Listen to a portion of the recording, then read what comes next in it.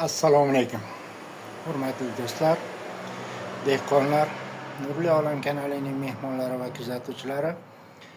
Siz bilan bugun kul to'g'risida gaplashamiz.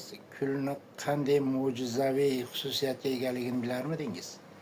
Bilmasangiz qarang.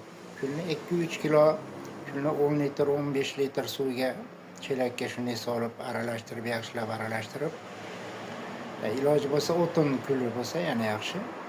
Bir sutka davomiga salqin joyga, sovuq emas, salqin iliq joyga qo'yib qo'yasizda. Ertasiga uni marlini o'tkazib suzib olib turib, unga yarimta kirsovunni qirg'ichda o'tkazib qo'shasiz.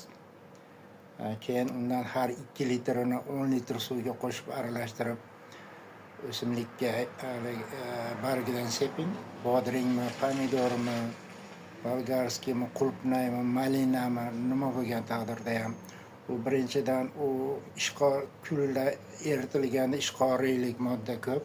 Unda barcha hasharotlar nobud bo'ladi.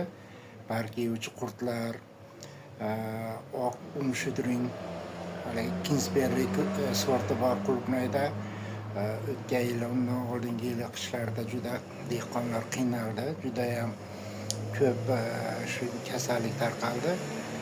Shunga o'xshagan kasalliklari, bakteriya kasalliklarini, hasharotlarni hammasini yo'qotadi. Bilasizmi, unga ozgina kislota qo'shsangiz nima bo'ladi? Ya'ni azotniymi, fosforniymi, yantarniy kislotami, uksuzniy kislota, farqi yo'q. Limonniy kislota qo'shsangiz, men ko'proq shundan foydalanaman. U zahardan ozuqaga aylanadi.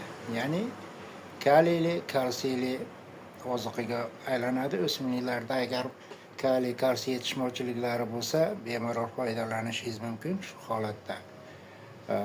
Agar biror bir fikringiz bo'lsa, kommentariyaga yozing. Sizlar bilan maslahatlashamiz. Hozircha xayr, salomat bo'linglar.